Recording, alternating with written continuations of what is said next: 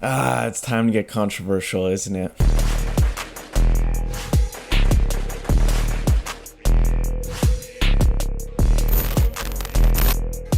Hey, what's up, guys? Welcome back to Clutch Takes. Today we're going to be talking about a possible Kyle Lowry trade. Yes, there's been a lot of rumors swimming around with Kyle Lowry putting his house on the market. That shocked a lot of people. Could that just be him buying a new house, or is he getting ready to leave the Toronto Raptors? There's been a lot of teams interested, and of course Lowry is on an expiring deal, so even if the Raptors do not trade him, he could obviously leave in the offseason. Now, like I said, this is a controversial topic, as it's a very emotional topic as well, as a lot of Raptors fans hold near and dear to Kyle Lowry, as well as myself. He's the greatest Raptor of all time, and it would be tough to move him. But if you're thinking about the team in total and how the NBA is a business and how you constantly want to win for the future, this might be a move that the Raptors seriously need to consider.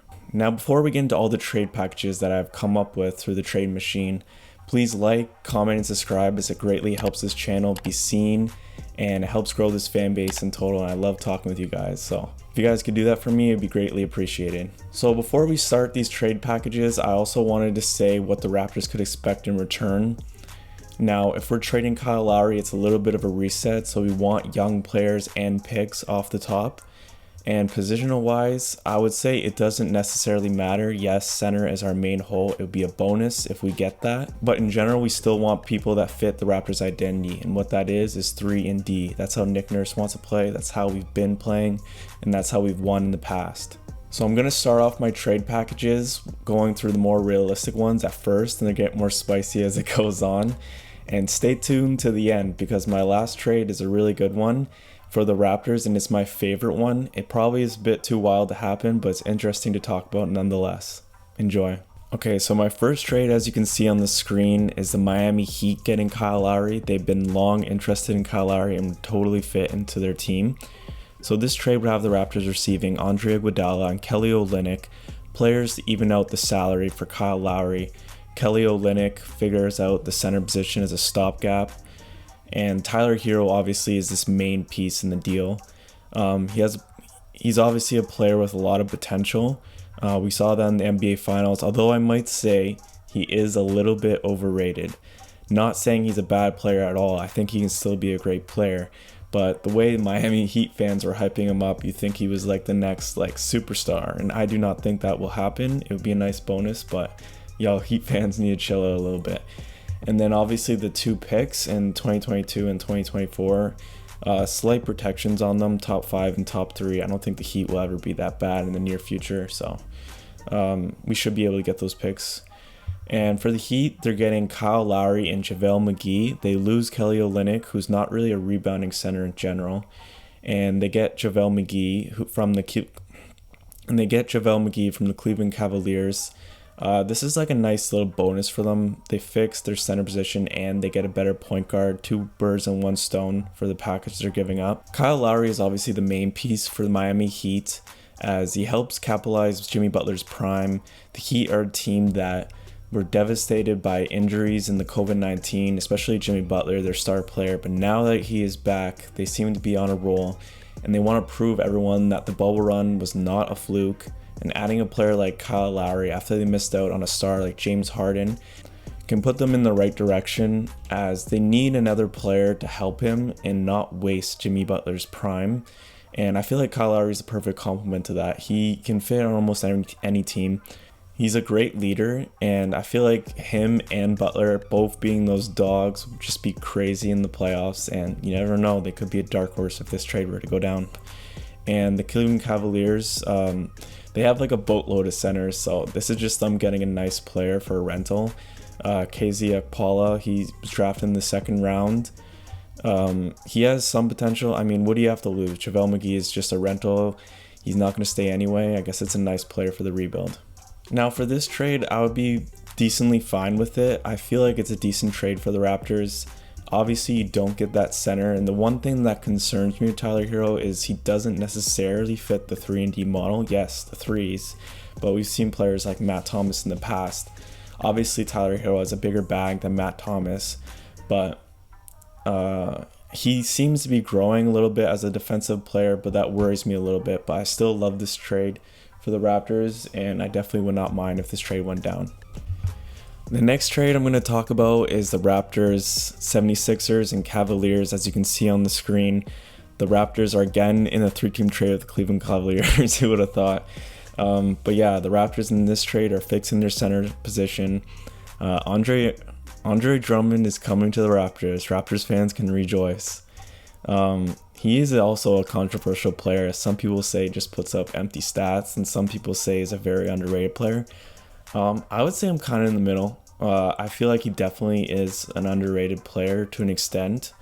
We've never seen him on a good team though. He's been on like the Pistons and the Cavs, both teams that are like mediocre at best. So if he was on a winning team, how would he play? He definitely does not deserve that contract, and with centers prices going down, he definitely could be a piece that could stick along with the Raptors on a smaller deal, so I like that. Matisse Thybulle, a two-way player that fits the Raptors mold. I like that. And then the 2 first overall picks. And the picks can be debated. Is there more? Is there less? Let me know in the comments down below. Picks can always be debatable. And for the 76ers, Kyle Lowry is coming home. The 76ers are playing amazing this year. They're the first seed in the East. And Kyle Lowry could be a piece that pushes them over the top. I truly believe that. With the East especially wide open, with like the Nets struggling and the Bucks, you never know with Giannis and the Celtics not looking like a powerhouse. And to even out this trade, since they're giving away some more of the roster, they also get back Terrence Davis, a player that is very good offensively, but is sometimes questionable defensively. A little bit in Nick Nurse's doghouse. Same with Matt Thomas. But we've seen players like JJ Redick, the 76ers, who are very good 3-point shooters, and they seem to be more adaptable on the 76ers. So I think these are 2 nice bench pieces for their run to shorten up the rotation and make them go into the playoffs confidently. And lastly, for the Cleveland Cavaliers, they get 2 expiring contracts in Mike Scott and Danny Green. Maybe they could be mentors for the young squad.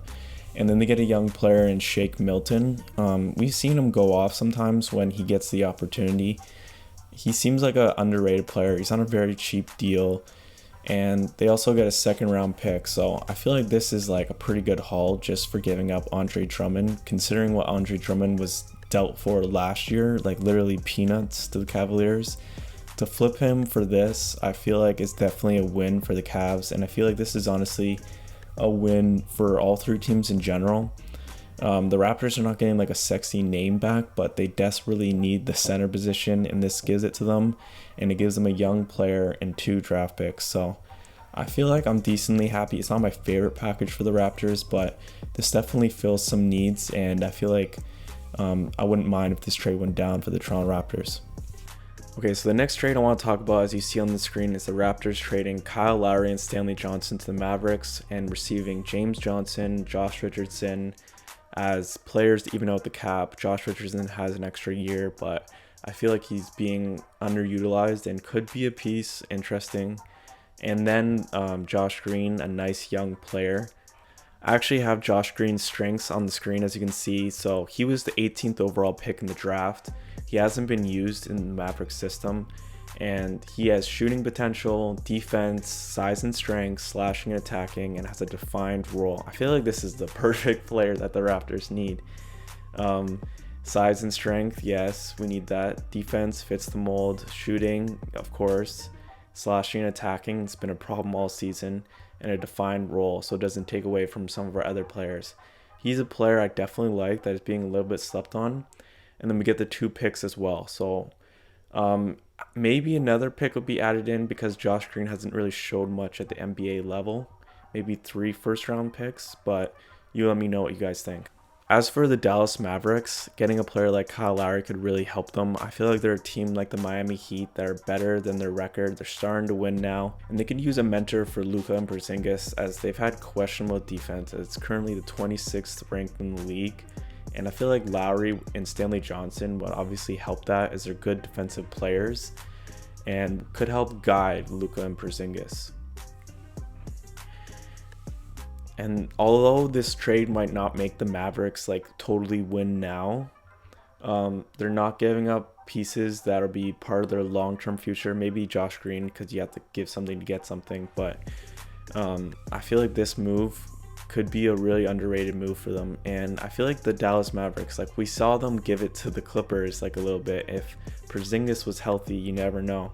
So I feel like they're a sneaky team, definitely, maybe even more of a dark horse than the Miami Heat. If they get a player like Kyle Lowry, watch out. Like, I feel like they could definitely do some damage. But yeah, overall, this trade, I like it and would definitely not be mad at it. All right, we are officially into the wild trades as Lowry is going to the Golden State Warriors. Yes, this is my most unlikely destination for Kyle Lowry, but just give it a second to think about it. I have my reasons and I'll explain. So first off, let's break down the trade. So the Raptors are getting Al-Farouq Amino, kind of a bad contract, but whatever. Evan Fournier, a decent player, help him with scoring. And those are just players to even out the cap. And then a player like Mo Bamba, who's like not being used at all. Vucevic kind of took over and he does not get the minutes. So the Raptors need a center and he fits the mold. So, and then this is the most piece I'm excited about for this trade in particular, is that the Raptors are getting the 2021 Minnesota pick. It is top 3 protected. Right now they are in the bottom 3, but as we know with the NBA lottery, they can easily fall out, and getting a pick like 4 to 6, wherever, if they fall lower, like that could be amazing for the Raptors. Like, this draft class is stacked and I cannot say that enough times. And getting a player like that would be insane. And even if it ends up being a top 3 pick, I honestly don't see the Timberwolves being good anytime soon. Their team is like horrendous and they have a bad coach. So it is unprotected the year after that. So if the Raptors like miss out on 2021, they can get a top player in 2022. So I like this trade a lot, especially for an expiring contract. As for the Warriors, they're getting Kyle Lowry and Aaron Gordon. Aaron Gordon, obviously got hurt, but he will be back later on. And Kyle Lowry, my fit with him. So my logic behind this is that the Warriors are in a win now timeline, and adding these 2 good players can put them back in the conversation for the title and not waste Steph Curry's prime years, as he's also playing like MVP Steph right now, for being honest. And Lowry too, like we've seen 2 point guard models work. Like the Raptors kind of have it themselves. Like, am I wrong? Like Lowry and VanVleet. And Draymond too is kind of like the facilitator. He's putting up double-digit assists. So I feel like you can put Steph as the shooting guard, and like that's his main thing he's got it anyway. And for the Magic, they're getting Andrew Wiggins.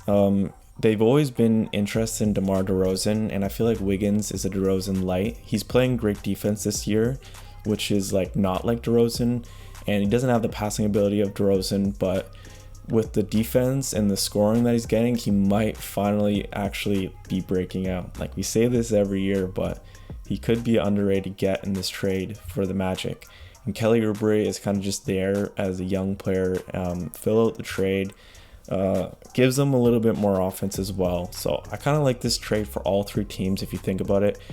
The Raptors might get another pick here, but let me know. I feel like that Minnesota pick is enough on its own because it's just so valuable, because it's almost guaranteed to be high. I told you this next one was going to be wild. Oh boy.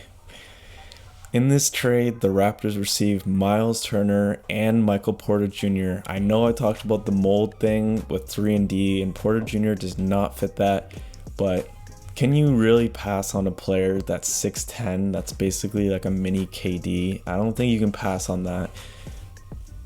So yeah, this is by far my favorite trade for the Raptors. I do not think they would be able to pull this off in my opinion, but I would be so ecstatic if they could. Miles Turner is an underrated player, defensive player. I feel like he could break out further without having Sabonis there. And Michael Porter Jr. could honestly be like our number 1 scorer on our team. I kind of believe that. So I love this trade for the Raptors. As for the Nuggets, they're getting Kyle Lowry, Stanley Johnson, and Norman Powell. This is like a playoff push for the Nuggets. Michael Porter Jr., the only reason I could see them trading him is because the coach does not really like him and he does not play defense. So The Nuggets are also not a great defensive team, so this is adding 3 great defensive players. And Norman Powell's been playing amazing, so they also lose some other players, as you see in this trade. So he can obviously slide into the small forward or can be a 6-man as well. So yeah, for the Nuggets, I feel like this helps them. Like, they've been to the conference finals and they look like they had no chance against the Lakers. And I feel like the Clippers are going to be no joke this year too. So having this puts them back into the conversation, having a big 3 of Lowry, Jokic, and Murray in the playoffs, who people will elevate their game in the playoffs, especially Jamal Murray. I feel like this will help them and could make them a serious dark horse to go all the way and maybe win it. As for the Pacers, my logic behind this is that ever since they lost Victor Oladipo in the LeVert trade, it was unfortunate. They haven't got LeVert, obviously, because of his kidney stone thing that they figured out later. But yeah, they have not been the same, and they've been on a bad losing streak. So Gary Harris, obviously a defensive player, helps them solve that, as we don't know how long LeVert will be out, and they desperately need someone like that, and I feel like he fits the mold. And Miles Turner's been on the trade block forever, so you take a position of strength and you fix a position of need. Frank Ntilikina, that's kind of just like throw in, maybe you can find some potential in him. And then the pick is top 10 protected, the Mavericks pick of this year, so that's just like another bonus because Gary Harris and these players don't equal Miles Turner, so that's like a nice little pick for them.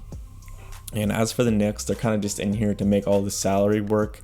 They have like a shit ton of cap space, so they add some offense to a team that is not good offensively, and I was trying to make the playoffs for the first time in a long time, and adding players like Will Barton and Dermott just for Ntilikina and a pick is like pretty amazing, and they make out well in this trade.